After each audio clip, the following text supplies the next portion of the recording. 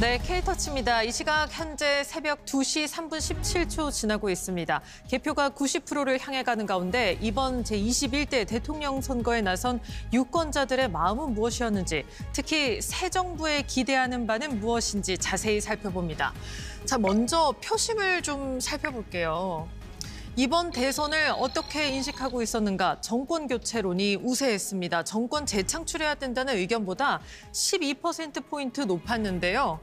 정권 교체론은 이렇게 2, 3, 4, 50대까지 우세했고 특히 4, 50대에서 60%대를 차지했습니다. 60, 70대는 정권 교체론이 우세했지만 60대는 거의 반반이었습니다. 386. 80년대 민주화운동 주도적으로 참여했던 세대가 60대에 대거 편입되면서 70대 이상과 어떤 여론상의 괴리를 보이는 현상이 보이고 있습니다. 자, 그렇다면요. 이번엔 이 통계를 보겠습니다. 자, 이건 이 후보를 뽑은 사람들이 어떤 마음을 가지고 투표장에 갔느냐입니다. 이재명 후보를 뽑았다는 유권자들은 74%가 압도적으로 정권 교체를 원하기 때문에 이재명 후보를 뽑았다고 답했고요.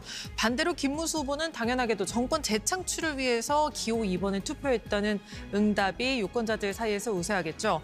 사실 이 자료에서 봐야 될 건 이준석 후보를 뽑았다는 유권자들의 응답입니다.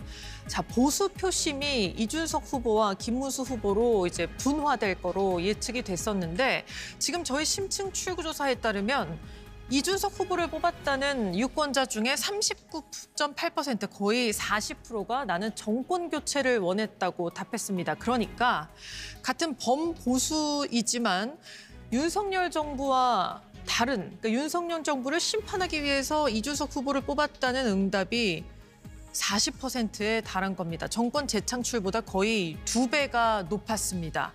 이런 걸 봤을 땐 이준석 후보를 뽑은 유권자들은 이 양당 모두를 거부한다. 우리는 이준석으로 정권 교체를 하기 위해서 찍었다라고 표를 던진 걸로 알 수 있겠습니다. 여기에 있는 보라색 박스는 모르겠다는 응답이고요. 자, 그렇다면 유권자들 이번 대선에서 어떤 생각을 하고 투표를 했을까요? 먼저 무엇을 고려했는지 물었습니다. 자, 도덕성을 고려하셨나요? 자, 대부분의 중요한 내용들 다 고려했다고 답했는데 그중에서도 민생 경제 상황 고려했다는 응답이 88%로 가장 많았고요. 또 외교 안보 상황 고려해서 후보를 결정했다는 답도 80%에 달했습니다. 아마도 미국의 트럼프 대통령 그리고 미국발 관세 정책에 대한 우려 그리고 걱정, 이 문제를 가장 잘 해결할 후보를 뽑겠다는 그런 응답이 많았다고 볼 수 있겠고요. 이재명 후보 같은 경우에는 도덕성을 고려했다는 응답보다는 경제 상황 고려했다. 그러니까 경제를 해결할 수 있는 후보인지 그리고 윤석열 전 대통령의 계엄 그리고 탄핵 사태에 대한 이후 상황을 수습할 수 있는 능력이 있는지를 고려했다고 답했고요. 김문수 후보 같은 경우 김문수 후보를 찍었다고 답한 유권자들 가운데서는 후보의 도덕성을 고려했습니다라고 응답한 답이 90%에 가까웠습니다. 자, 그렇다면 지금부터는 현안에 대해서 유권자들이 어떻게 생각하는지 보겠습니다. 자, 먼저 이재명 후보의 사법 리스크에 대한 조사를 저희가 진행했습니다. 자, 지금 이제 이달 18일 공직선거법 파기환송 사건에 대한 재판이 진행되고 다른 재판건들도 있습니다. 대통령에 당선되더라도 재판이 계속돼야 할까요? 라고 물었더니 전체 유권자 중에 63.9%가 계속해야 된다라고 응답했고 멈춰야 된다는 응답은 25%였습니다. 그런데 지지 계층에 따라 좀 다르죠. 물론 김문수, 이준석 후보에게 투표했다는 유권자들은 당연히 재판이 계속돼야 한다고 응답을 할 텐데 이재명 후보자를 뽑았다는 유권자 중에서는 거의 반반 정도로 42%는 대통령 당선돼도 재판 받아야 한다.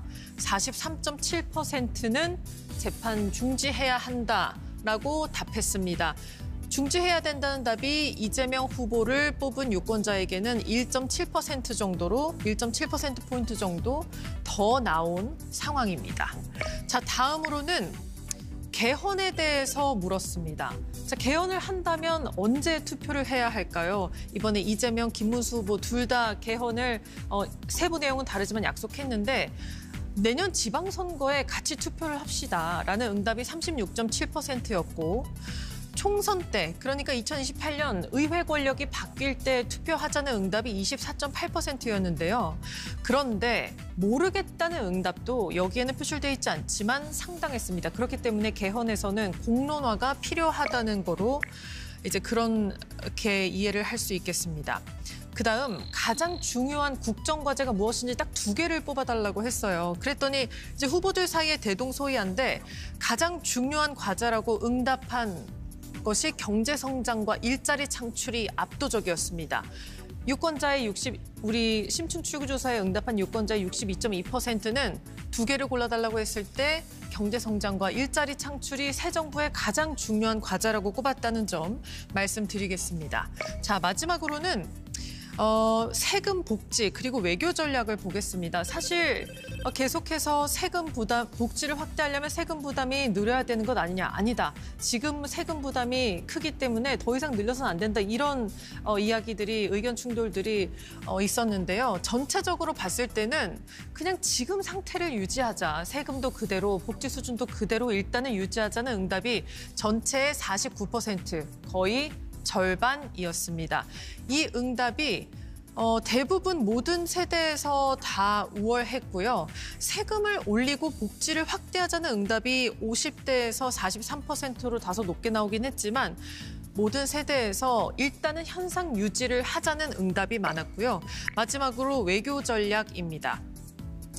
자, 새 정부가 외교를 할 때 특히 이렇게 지정학적 리스크가 커진 상황에서 외교를 어떻게 해야 할까라고 물었더니요.